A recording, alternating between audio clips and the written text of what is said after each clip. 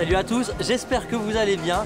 Aujourd'hui, on a décidé de vous emmener dans un célèbre parc de notre région, Nigloland. Suivez-moi.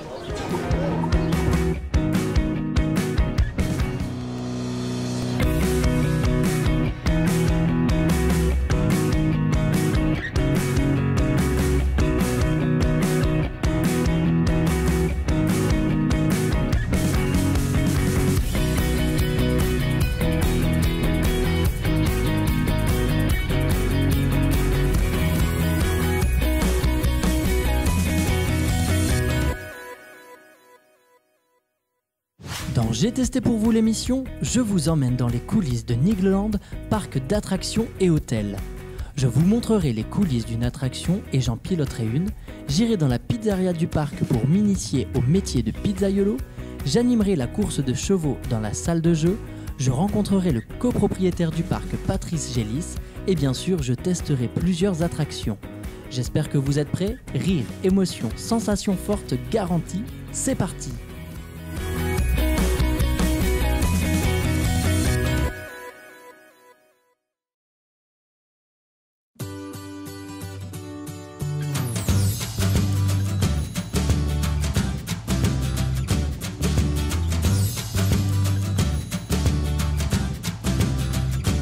Avant de s'attaquer aux plus grosses attractions du parc, on commence en douceur notre visite avec le mythique train de la mine.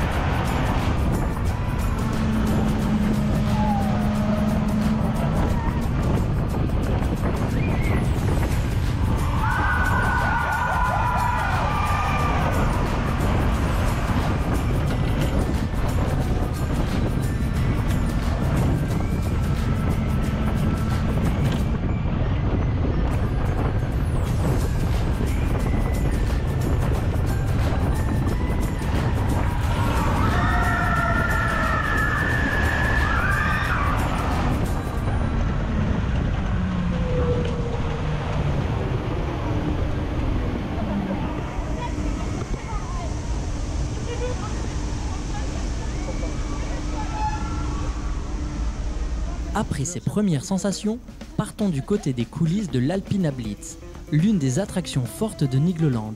Nous y rencontrons Philippe Dinan.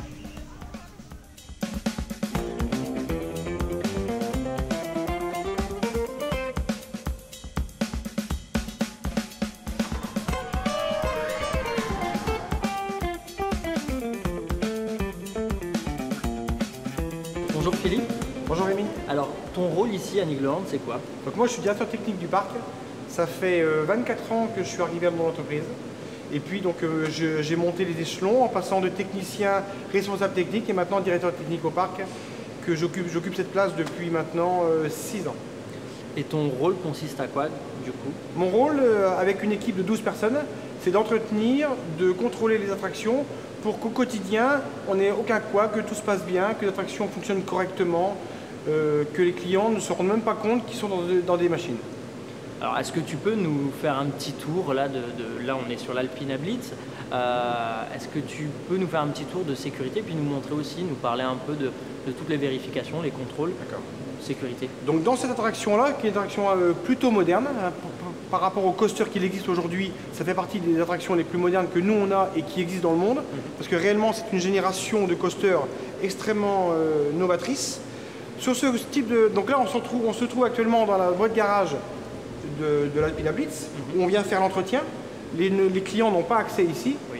Et ça nous permet, nous, alors que la clientèle est gentiment en train de faire du manège, de pouvoir travailler sur le train quand on a des choses à faire dessus. Ça nous permet aussi de pouvoir faire les entretiens pendant que les manèges tournent. Oui. Alors au quotidien, on a les conducteurs d'attraction, les pilotes de manège, qui eux vont venir faire le contrôle visuel. Donc c'est de la maintenance de premier niveau, c'est la maintenance visuelle, où on leur demande de faire des vérifications sur l'état des roues, l'état du train roulant, vérification que les sièges sont en état, qu'il n'y a pas de jeux anormaux et compagnie. Okay, ça, c'est la maintenance premier niveau qui se passe au quotidien, tous les matins, avant l'ouverture. Et puis ensuite, j'ai un contrôleur dont la tâche est uniquement de faire les contrôles de sécurité de toutes les attractions, qui lui, dans la semaine, passe en revue toutes les attractions. En une semaine, il faut qu'il ait refait tous les contrôles de tests de sécurité de l'ensemble des attractions. Pour une machine comme celle-ci, ça va être le contrôle des harnais de sécurité qui vous maintiennent dans le siège. Ça va être le contrôle des freins dynamiques de l'attraction. Et en gros, c'est que ça. Parce que le reste de l'attraction est autogéré et autocontrôlé. La machine, elle est tellement aboutie qu'elle se gère en sécurité, que toutes les informations sont autocontrôlées et que la réaction est gérée. Voilà. Donc on a une forme de siège un peu particulière, on peut même faire un tour. Oui, alors ça, ce sont des sièges qui ont été développés en Allemagne chez Mack, le constructeur qui nous a vendu cette attraction-là, qui ont l'extrême avantage de libérer totalement les personnes sur le buste supérieur. Oui. Donc elles ont une impression d'être très peu maintenues, alors qu'elles sont extrêmement maintenues. Ouais. L'appui sur les jambes, c'est vraiment efficace. Du coup, ça leur donne une sensation de liberté, et à 33 mètres et à 100 km/h, ça a toute son importance.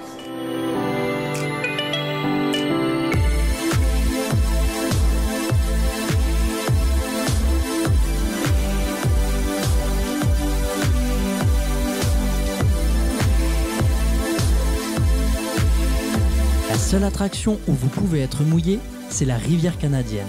Et je l'ai testé pour vous.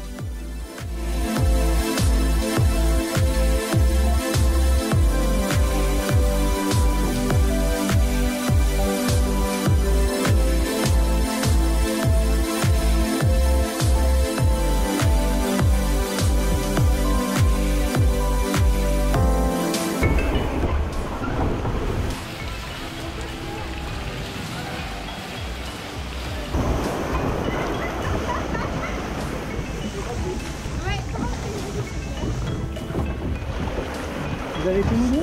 Non, c'est vous qui avez été un petit peu, légèrement.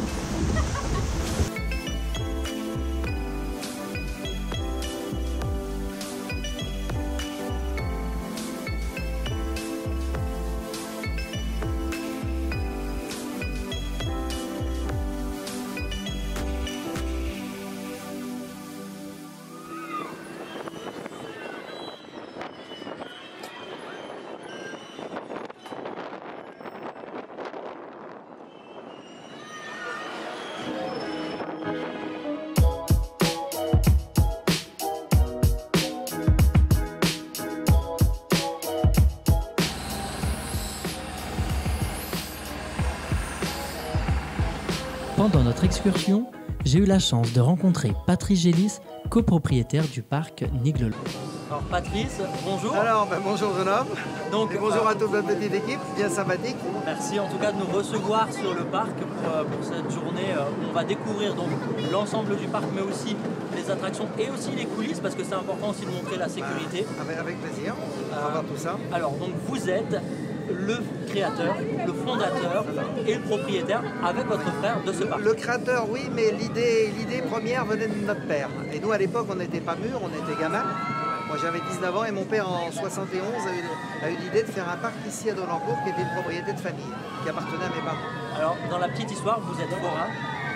Vous avez décidé, du coup, du moins votre père a décidé de s'implanter, de rester. Alors c'est nous qui avons décidé, parce qu'à l'époque on n'a pas voulu suivre mon père, parce que nous on était jeunes, les manèges, la fête foraine, l'ambiance, les copains, les copines, donc on n'était pas prêts à se sédentariser. Et donc 15 ans après, on avait mûri et donc on a décidé de se sédentariser. Mais là mon père arrivait juste au moment de sa retraite, donc il a eu une retraite très heureuse, parce qu'il a pu participer quand même. Il nous a aidé, il faisait tous les moutons à 5 pattes, tout ce qu'on ne voulait pas faire qui était un petit peu délicat, les décors, les choses comme ça. Il a géré pas mal de choses comme ça, mais lui il était retiré des affaires. Alors du coup, vous avez commencé avec quelle attraction? C'est quoi la toute première attraction ici sur... Et bien là, c'est nous sommes dedans, c'est le petit train. Parce qu'on avait eu la chance d'acquérir du matériel qui était stocké chez un constructeur neuf. Il y avait eu un désistement ça a été une bonne affaire pour nous, ça nous a bien aidé à démarrer. On avait un constructeur avec qui on avait déjà des relations, il fabriquait des autoscooters, il était très spécialisé dans plutôt du petit matériel, pas des manèges très techniques. Et quand on est allé le voir pour acheter du matériel qui était nécessaire pour démarrer pour le parc, donc le petit train, ça nous semblait de base un incontournable. Le petit train, et ça permet de faire des grandes attractions avec des petits budgets en réalité, parce que techniquement, c'est pas élaboré. Donc il nous a ouvert les portes du hangar parce qu'on lui dit, alors on discute des prix, des possibilités, oui. Et je lui dis le délai, il n'y a pas de délai. Je dis comment ça, il n'y a pas de délai? Alors il nous ouvre les portes, il dit venez voir, il avait un grand dépôt. Tous les manèges tout neufs étaient emballés, tous les manèges dont on avait besoin, parce que lui il fabriquait beaucoup des manèges de base, justement pour... il a beaucoup participé à la construction des tout premiers parcs en Europe. Et il nous dit j'ai tout. Je dis qu'est-ce que c'est que ça? Même si c'est un client du Venezuela ou je sais pas, du coup de monde, ils ont envoyé des arts et puis il n'y a jamais eu de suite, la banque n'a pas suivi, ils nous ont laissé ça, donc là ils étaient chargés par la banque qui avait financé déjà les acomptes de vente de matériel. Donc le petit train, on a eu du matériel très très en avance, on l'a eu un an avant d'ouvrir. Donc on a plutôt installé avec assez d'aisance en fait, on n'a pas été à la bourre. Et le petit train, on l'a mis en route aussitôt que c'était possible. Et quand les amis venaient nous voir, ou les gamins du village, ou des fournisseurs, tout ça qui venaient nous voir, hop, on faisait le tour du petit train. C'est comme ça que ça a commencé. Ah non, non, mais là, non, on avait que le petit train, c'était aux essais. D'accord. Et le petit train, on l'a monté presque un an avant l'ouverture. Alors, on est ici dans l'Aube. Pourquoi avoir choisi l'Aube pour implanter votre parc? Ben, non, c'était déjà, il y avait une partie de la propriété, toute celle devant nous, là où il y a tous les grands arbres centenaires, bicentenaires. Le parc se prêtait très bien à faire ça. C'est pour ça que mon père avait eu l'idée de faire un parc d'attractions ici. Parce que la zone était très jolie, avec la rivière, les collines derrière. C'est esthétiquement, ça se prêtait. Bon, le problème, c'était le manque d'habitants dans la région. Mais on avait constaté que les quelques parcs d'attractions qui fonctionnaient le mieux, dont un parc qui fonctionne toujours très bien, c'est un ami à nous, c'est le PAL dans l'Allier, qui est un très bon parc attractif avec des attractions et aussi zoologiques. Donc il a un panel de prestations assez étendu, de très très bonne qualité. Je fais de la pub, hein, si tu vois l'article, si tu vois le reportage, Arnaud, tu sauras que c'est moi. Voilà, et lui il était dans une région complètement paumée, comme nous à côté de Moulins, dans une région où il n'y a pas plus d'habitants, je veux dire à 150 km à la ronde. Et il est aussi apparemment mal placé que nous, il faisait de très bonnes affaires. Le parc, avec ses années, s'est agrandi. Les fréquentations aussi se sont ça a toujours été croissant. J'imagine que pour vous, ça doit être une fierté de voir que ce parc familial a toujours cette ambiance familiale, parce qu'en tant que visiteur, on se sent très très bien, et en même temps, il commence à avoir un certain impact même dans la région. Oui, bien sûr, même au niveau national, on a... au niveau local, c'est assez stable. Et toutes les entrées qu'on peut faire en plus, on a quand même on a beaucoup progressé parce qu'on a fait 47% de chiffre d'affaires supplémentaire en 5 ans, donc c'est très important. Et donc la croissance continue toujours régulièrement et là ce sont des gens qui viennent de plus loin. Comme la prestation s'étoffe de plus en plus, donc la qualité de la prestation est meilleure, donc elle dérange les gens de plus loin. C'est pas par la publicité parce qu'on ne fait pas beaucoup de publicité très très loin parce que c'est coûteux et après il y a trop de déperdition. Donc maintenant avec bien sûr avec internet, tout ça, la publicité elle se véhicule beaucoup plus facilement qu'avant. Et donc en fait tous les clients, la plupart des clients qu'on fait en plus tous les ans sont des clients qui sont de zones éloignées, voire très éloignées. On commence à avoir un aura régional étendu et même national. Et avec l'offre hôtelière que vous faites maintenant aussi, et qu'on compte aussi également développer.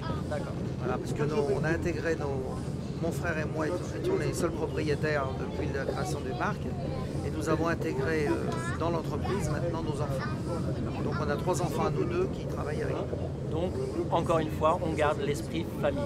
Ça fait presque 200 ans que ça dure, depuis 1838, donc on voudrait que ça pérenniser cette tradition. On a toujours amusé les gens, on n'était pas agriculteurs ou machin en famille.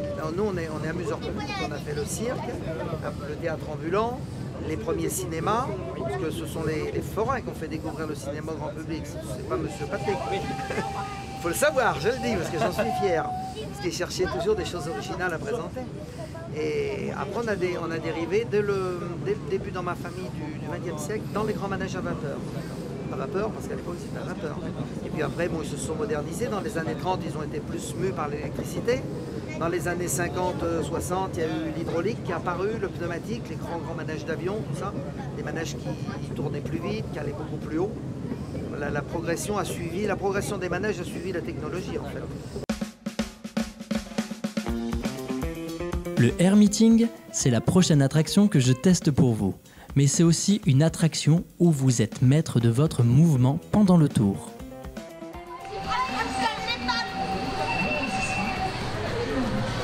Les pilotes sélectionnés pour la prochaine épreuve du Air Meeting sont priés de gagner leurs appareils.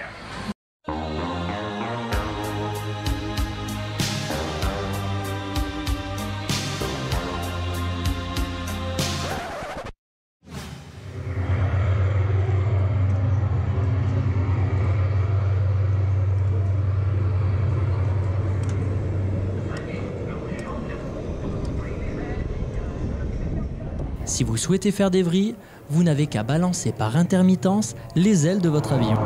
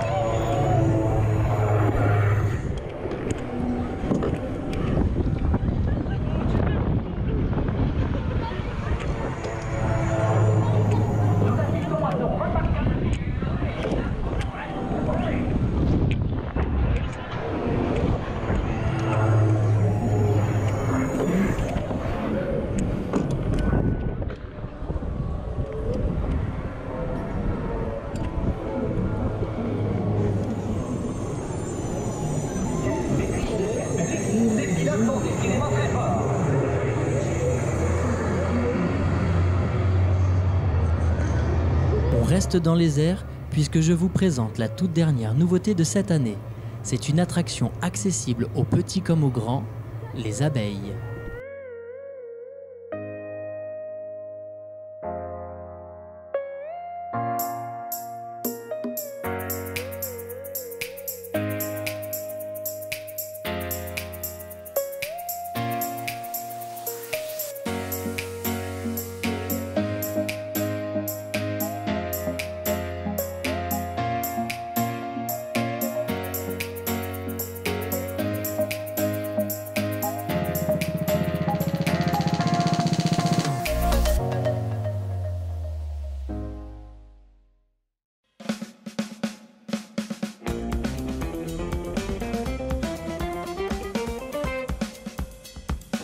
Je suis devant la pizzeria de Nigloland et je suis avec Thomas, responsable de cette pizzeria. Alors Thomas, dis-moi ce que je vais faire ici. Donc aujourd'hui, ce que tu vas faire, ça sera des pizzas. Donc je vais t'apprendre à étaler la pâte et faire derrière la pizza. Donc il faut savoir qu'ici, il y a quand même un certain débit, donc tu vas en faire plusieurs. Ok. Il va falloir enchaîner. Très bien. Mais par contre, avant de commencer, il va falloir se changer. Ok. Donc si tu es d'accord, on va changer. Eh ben c'est parti, suivez-nous.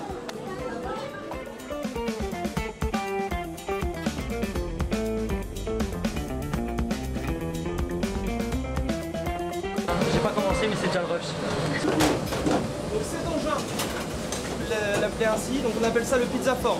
C'est ce qui va permettre d'étaler la pâte. Il faut savoir que la pâte, on ne l'étale pas à la main. Étant donné qu'on doit faire tellement de pizza pendant le service, qu'on utilise le pizza form. Ici, c'est l'espace de préparation, donc c'est là où tu vas préparer les pizzas. Il faut savoir que toutes nos pizzas sont faites à partir de la mozzarella. Donc il y aura toujours une base, soit tomate, soit crème, et ensuite la mozzarella. Ok. Ça, toujours. Donc nous, ici, ce matin, avec Pierre qui est juste là, donc on s'est préparé de la pâte à pizza, on l'a transformé en pâton, et du coup les pâtons sont prêts à être étalés.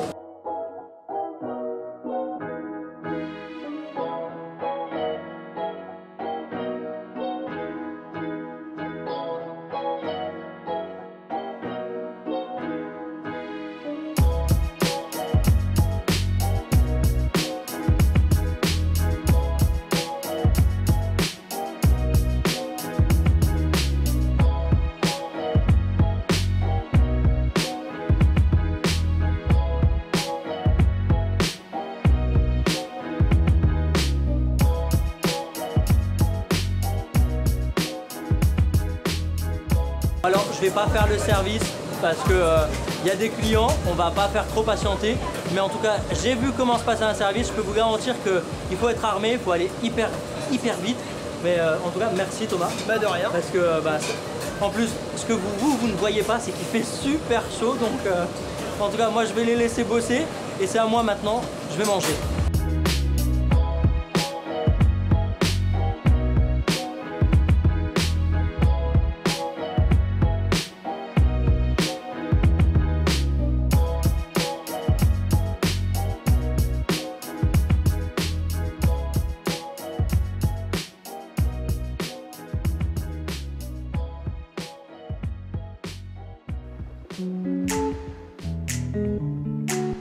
Mon immersion au cœur du parc Nigloland m'a permis de m'improviser pilote d'attraction sur le donjon de l'extrême.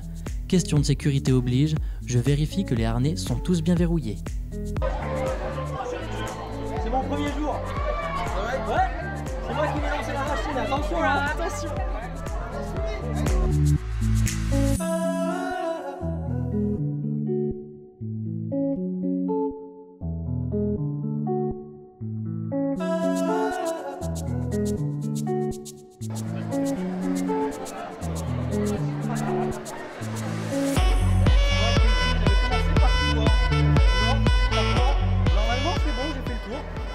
Normalement, ils sont tous attachés. Maintenant, bah, c'est parti, on va lancer la machine. Là, Ils sont allumés, tu peux y aller. Voilà.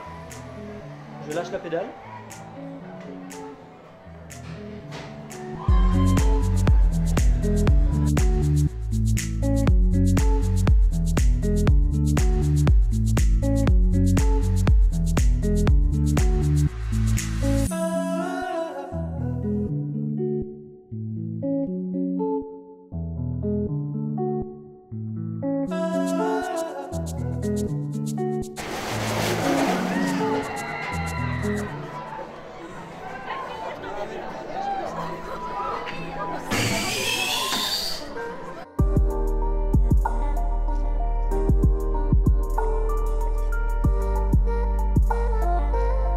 Maintenant que je sais piloter une attraction, enfin presque, je continue les tests, direction le Grizzly.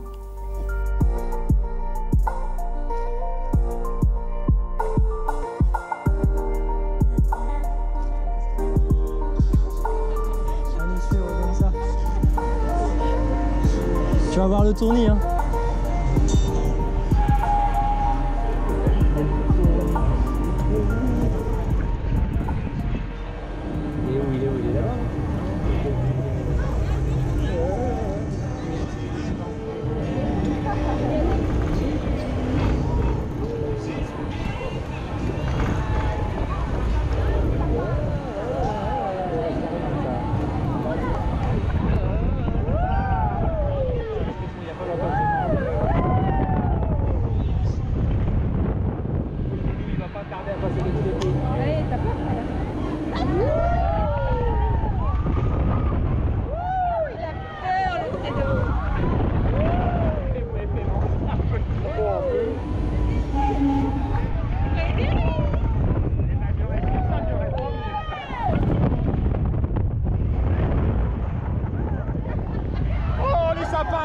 Oh là, j'ai vu les sapins de très près. Noël qui revient. J'ai la...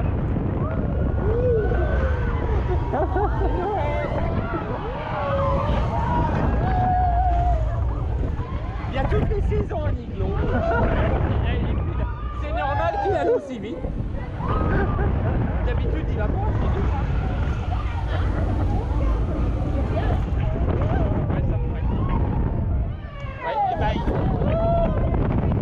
Il y a du monde derrière, faut qu'il arrête. Hein.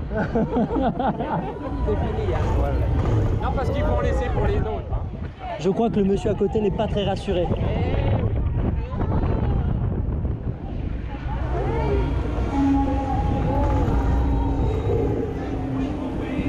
Remettons le pied à terre et dirigeons-nous vers le village rock'n'roll.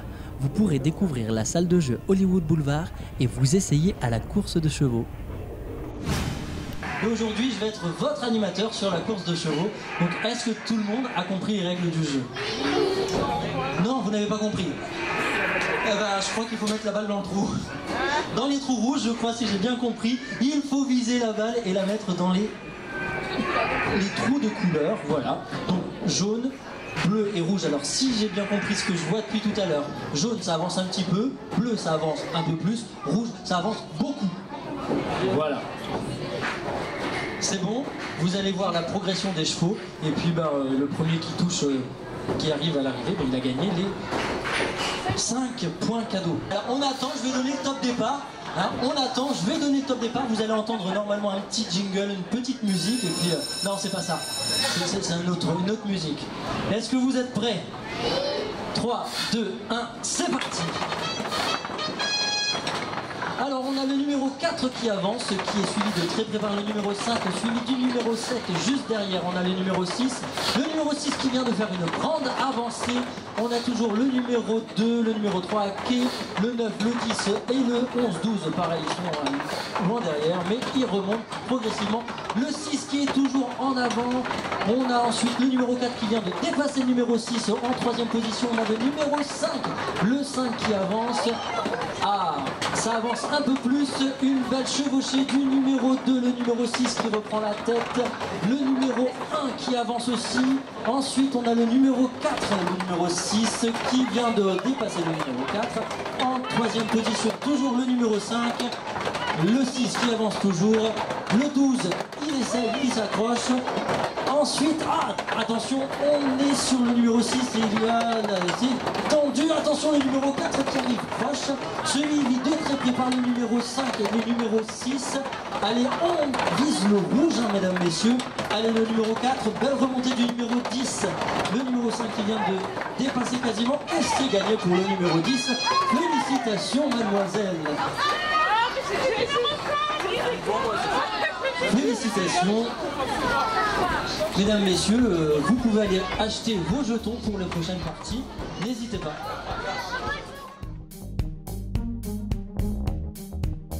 Assez parlé maintenant. Nous avons vu les coulisses de cette attraction en début d'émission. Il est temps désormais de tester l'Alpina Blitz. Salut!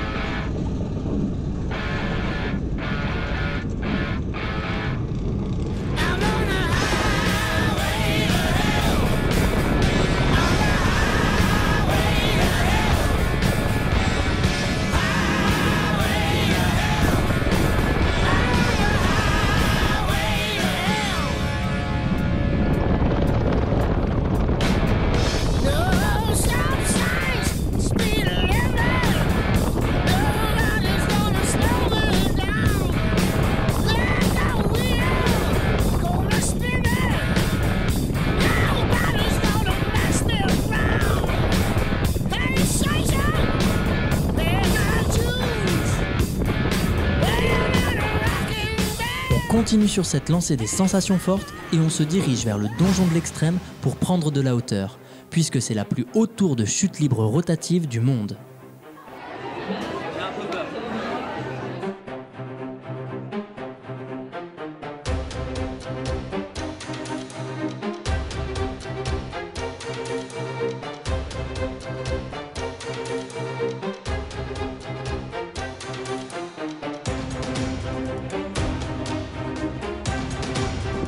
Wow, mais ça fait haut quand même.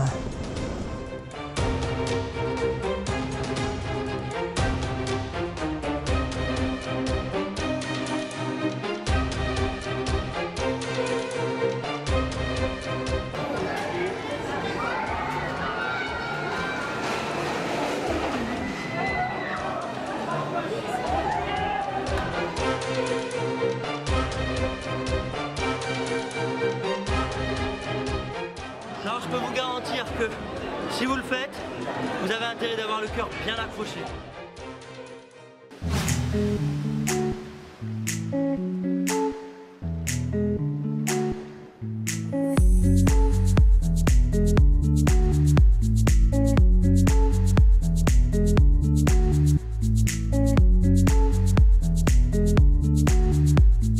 voilà, on termine notre journée et notre périple à Nigloland.